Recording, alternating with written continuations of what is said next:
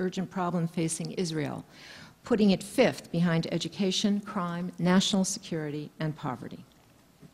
In fact, silence over the occupation has become a key condition for continued international funding of the Palestinian Authority. Hence, Palestine's effective dismemberment and the permanence of territorial fragmentation are accepted by certain members of the international community as legitimate and benign, and totally manageable, especially with the virtual absence of any criticism from Palestinian officialdom. Separating from Palestinians and doing what is necessary politically, militarily, and economically to ensure and maintain that separation has also become increasingly routine and institutionalized. The occupation has been transformed from a political and legal issue with international legitimacy into a simple dispute over borders, where the rules of war apply rather than those of occupation.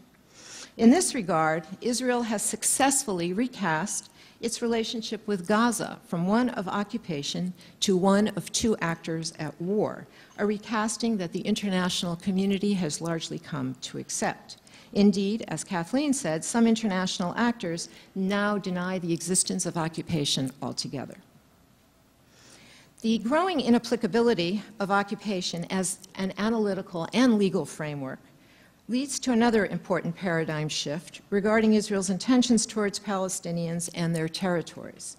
This shift is from one of ongoing occupation to one of annexation and imposed sovereignty.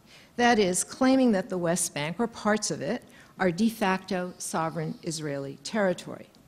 This shift also reflects a change in Israeli policy from one that sought to control and dominate the Palestinian economy, shaping it to its own interests, as it did particularly during the first 2 decades of occupation, to one that will fracture and debilitate the economy and, perhaps most striking of all, transform Palestinians, especially those in Gaza, from a people with national and political rights into a humanitarian problem, for whom the international community bears total responsibility. This policy shift from occupation to annexation is illustrated by many policies, such as settlement expansion, the severing of Gaza from the West Bank, and so forth, but I will go beyond that. If people have questions, we can discuss that. The paradigmatic shift from occupation to annexation also has been accepted by key members of the international donor community, especially after Hamas's electoral victory and seizure of Gaza and refusal to accede to the quartet's demands. Not only have major donors participated in the draconian sanction regime imposed on Gaza, they have privileged the West Bank over Gaza in their programmatic work. Donor strategies now support and strengthen the fragmentation and isolation of the West Bank and Gaza Strip and divide Palestinians into two distinct entities, offering exclusivity to one side, economically, politically, and diplomatically, and criminalizing the other. What emerges are, in effect, two political economic models. The West Bank model, which is characterized by restricted levels of institution building, isolated pockets of business and commercial development, itself shaped by a cantonized geographical entity, as seen in the commercial and economic bubble that is Ramallah, and the professionalization of security forces. This model is devoid of political content and does nothing to confront the occupation. To the contrary, it advocates silence and represses criticism. There is also the Gaza Strip model, characterized by siege, isolation, and collective punishment and economic subjection, with a leadership strengthened by the occupation but incapable of doing anything to address it. Both models have failed, and their failure underlines the fact that the Palestinian state has long been a U.S.-Israel project, not a Palestinian one. The transformation or paradigm shift that reduces Palestinians from a political to a humanitarian issue is most visible and most acute in Gaza and has been has been accompanied by another equally dangerous paradigm shift. Since the Hamas victory in January of 2006, Israel's policy goal with regard to Gaza is no longer just the isolation of the territory, but its disablement, as seen in a policy shift that addresses the economy in some manner, whether positively or negatively, to one that dispenses with the concept of an economy altogether. That is, rather than weaken Gaza's economy through punishing closures and restrictions, as it has long done, the Israeli government has, since June of 2006, imposed siege that treats the economy as totally irrelevant as a disposable luxury. One illustration of this was the Israeli Supreme Court's decision first approving fuel cuts to Gaza in October of 2007, permissible since it would not harm, they said, the essential humanitarian needs of the population, followed in January of 2008 by electricity cuts, and in May of 2008 by a lowering of acceptable levels for fuel and electricity. The court stated, and I quote, "We do not accept the petitioner's argument that market forces should be allowed to play their role in Gaza with regard to fuel consumption," end quote. Thus, according to the Supreme Court, it is permissible to harm Palestinians and create a humanitarian crisis for political reasons. Or as the analyst Darrell Lee put it, quote, "The logic of the court's decisions on fuel and electricity suggest that once undefined essential humanitarian needs are met, all other deprivation is possible." It is no longer, and in fact has not been for quite some time, a question of economic growth or development, change or reform, freedom or sovereignty, but of essential humanitarian needs, of reducing the needs and rights of 1.5 million people in the Gaza Strip to an exercise in counting calories and truckloads of food. In this way, Israeli policy blurs and in fact justifies the destruction of Gaza's economic capacities, which were largely completed with the December 2008 attack. And within such a scenario, aid, international aid, can at best be no more than a palliative, states the World Bank, slowing down socioeconomic decline rather than a catalyst for sustainable economic development. And while this problem is most acute in Gaza, it also finds expression in the West Bank. In 2009, the World Bank observed, quote, "Large amounts of donor aid have produced insignificant growth and an increase in economic dependency despite the consistent improvement in PA governance and security performance," end quote. Although growth rates are projected to increase this year, they are not sustainable as constraints, particularly in private sector development, remain formidable. They include a high dependence on donor aid as the principal driver of economic growth, with aid comprising 30% of GDP, highly restricted access to Area C, which comprises the majority of the West Bank and contains critical water resources, restrictions on trade, including on exports to Israel and needed imports of machinery and equipment, and severing of access to the lucrative East Jerusalem market. Now, last month, and with this I'll conclude, last month I was in the West Bank. I was not in Gaza, but I spoke with many friends and colleagues in Gaza. And in their conversations, their concerns and fears were absolutely consistent. These fears no longer center on the wasting of Gaza, but on the deepening unwillingness to repair it, on a complacency and complicity among many actors, Israeli, American, European, and Arab, that continue to relegate Gaza to the status of a dustbin, unworthy of development, unworthy of redress.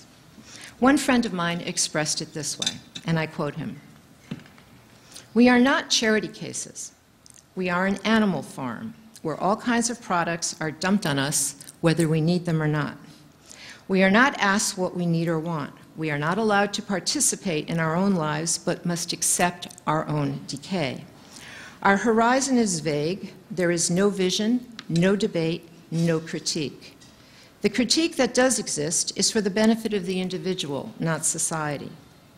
We are not allowed to plan, to even think of planning, and we are rejected if we try. We are denied the right to live as normal people, and there is a growing feeling among people here, despite the fact that some still resist, that this will not change. If there is a plan, we believe it is to ensure that our abandonment is total." End quote.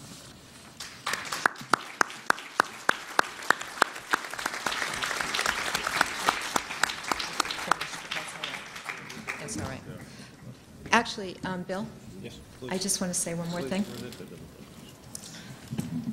let me conclude with this set of questions. Speak into the microphone. I'm sorry. In the continued absence of a political resolution to the conflict, why must occupation be the default position? Why must Gaza be pauperized and the West Bank cantonized and annexed, and Palestinians treated as a humanitarian problem rather than as a people with political and national rights entitled to self-determination? And why should Palestinians be forced to accept their own decay as my friend? And why must they be punished for resisting? These are questions that demand answers. Thank you.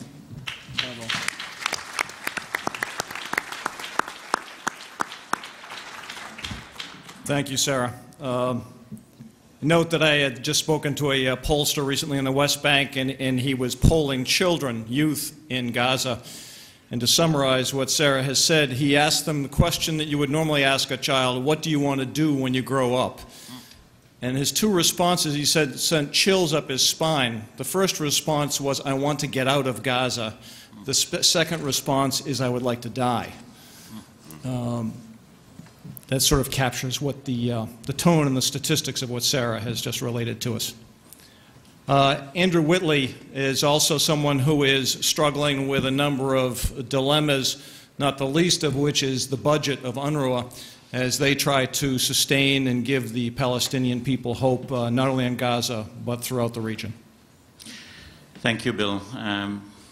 As our chairman mentioned, in a few months' time I will no longer be a UN employee. Being one, at least for now, means that unfortunately I cannot be as forthright as our bold and articulate predecessors, my predecessors on this podium.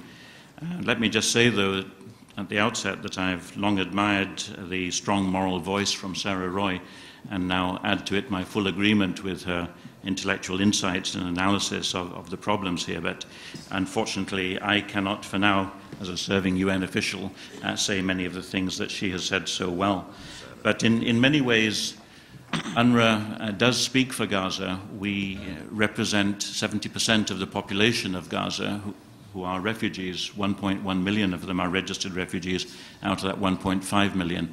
And we are indeed the main actor responsible for preventing a major humanitarian crisis and allowing the situation simply to be the degrading, humiliating one that it is for the vast majority of the population.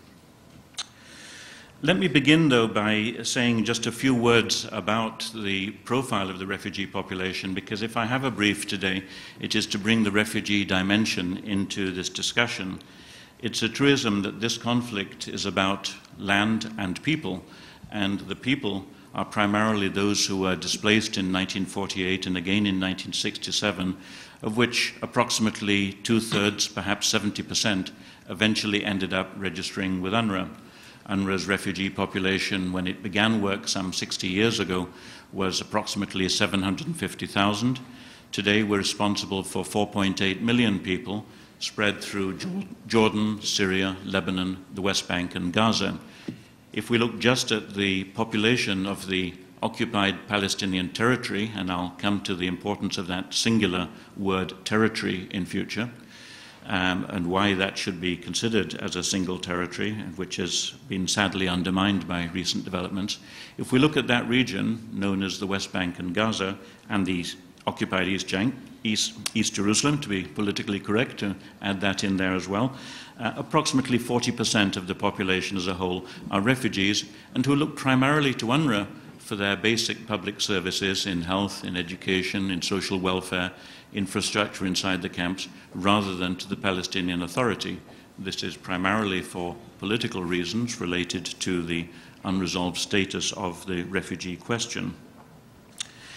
So UNRWA then is an organization which is extremely well known in the region, such that we are known simply as the agency to most people, is one that is nevertheless a very controversial one here in the United States, where we're often accused, quite wrongly in my view, of perpetuating dependency and perpetuating anti-Israeli or anti-Semitic feelings.